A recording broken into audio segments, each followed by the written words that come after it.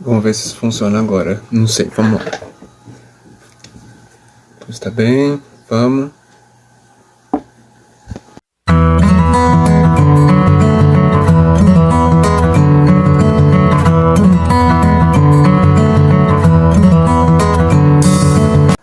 Oi, eu sou o Elfo e sim! Saiu a notícia que o mundo não acreditou. A igreja subiu, Jesus. Voltei! Confesso que não com a regularidade que eu gostaria, mas infelizmente a gente pensa que produzir conteúdo é fácil, mas não é tão fácil, principalmente criar um canal no YouTube.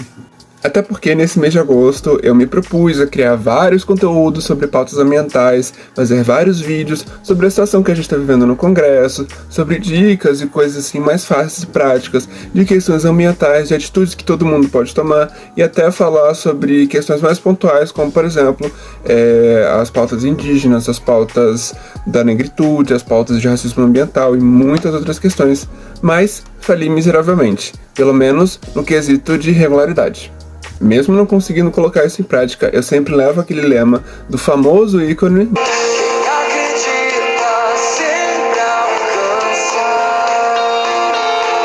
Bom, hoje, dia 19 de agosto, é Dia Internacional dos Povos Indígenas.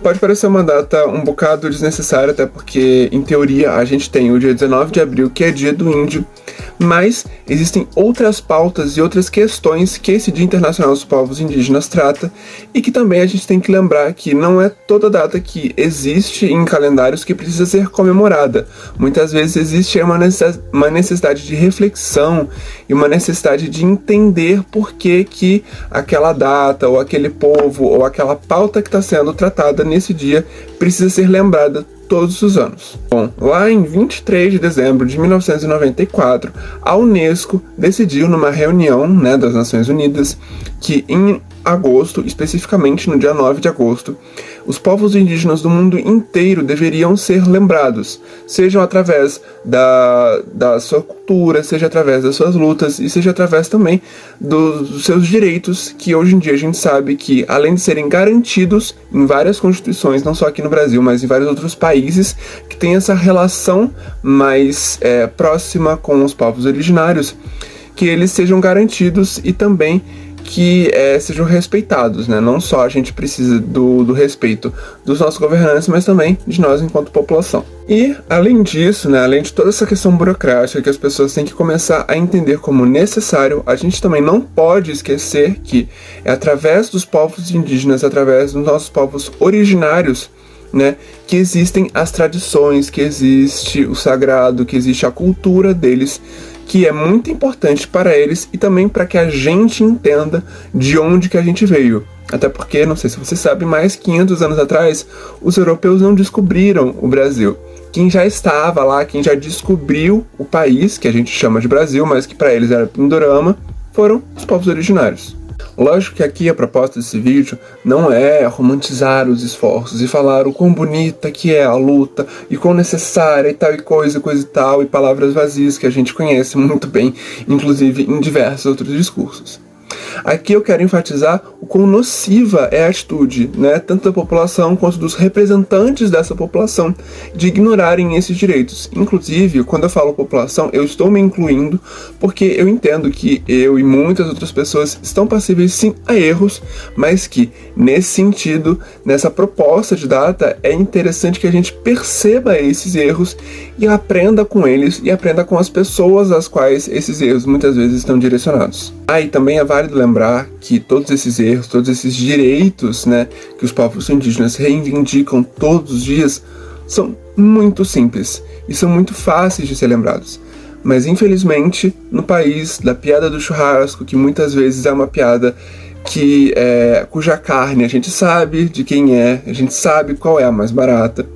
Além disso, a gente sabe que num país que deixa a boiada passar, é impossível manter um equilíbrio mínimo para que tanto nós, que estamos em ambientes urbanos, que estamos em ambientes rurais, quanto também para as pessoas e para as populações que estão afastadas desses ambientes urbanos, afastadas desses ambientes rurais, como são alguns povos indígenas que estão isolados da sociedade por diversos motivos, sejam sanitários, sejam culturais e afins, para que essas pessoas tenham minimamente o direito de existir, né? O direito de reivindicar a terra. Parece que essa palavra é muito chata, parece que essa palavra é falada o tempo todo e satura, mas não pode saturar, porque reivindicar significa justamente tornar aquilo que antes foi um direito e que agora é negado, de fato um direito constituído, para que as pessoas percebam,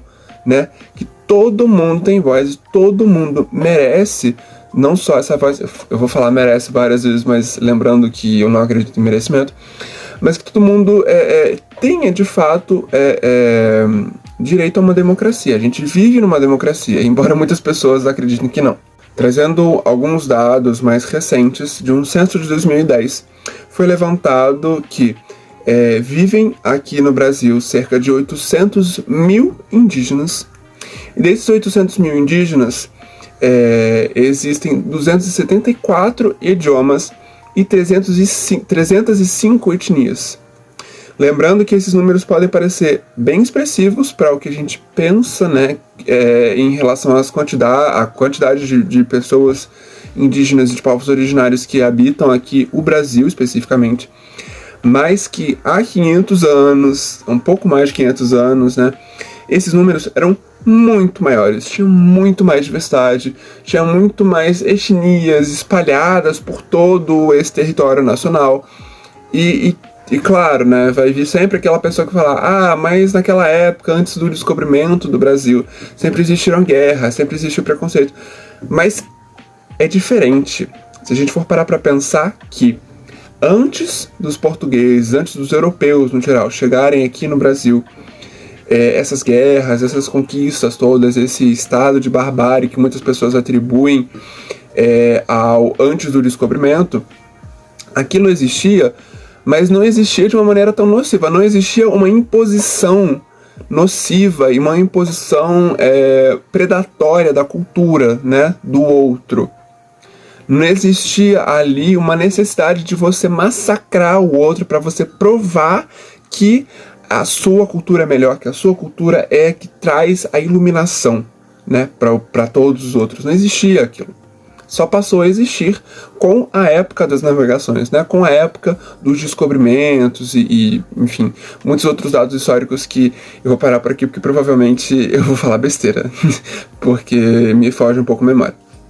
E aqui eu entendo que eu não tenho exatamente uma voz dentro dessa comunidade indígena, eu não tenho exatamente a vivência da comunidade indígena, eu não tenho noção das lutas e dos direitos que são negados a essas comunidades indígenas. Mas isso não significa que eu não tenha consciência coletiva, não significa que eu perceba que, se eles forem massacrados como eles estão sendo todos os dias, se esse massacre continuar, se essa ignorância para com o meio ambiente continuar, isso não vai me afetar. Não, muito pelo contrário, isso vai me afetar, isso já está me afetando, assim como muitas outras pessoas já percebem esse impacto. E é exatamente por isso que eu percebo que todas as lutas são importantes, são necessárias de serem colocadas em pauta. Que a gente não pode viver só achando que o nosso grupinho, a nossa bolha é importante, a nossa bolha é fundamental, que é só ali que a gente tem que fazer a manutenção dos nossos direitos. Não, isso é de um egoísmo e de um individualismo muitas vezes absurdo. A gente não pode nos limitar enquanto seres humanos. A gente vive num mundo globalizado, né? E se você pensa assim, deixa aqui nos comentários. Não esquece, claro, de curtir o vídeo. Não esquece também, se você não for inscrito, de se inscrever e ativar o sininho para que outros conteúdos como esse também apareçam para você. E também não esqueçam que o dia 9 de agosto, novamente, não é um dia de celebração, é um dia de reconhecimento da importância da cultura dos povos originários, tá bem?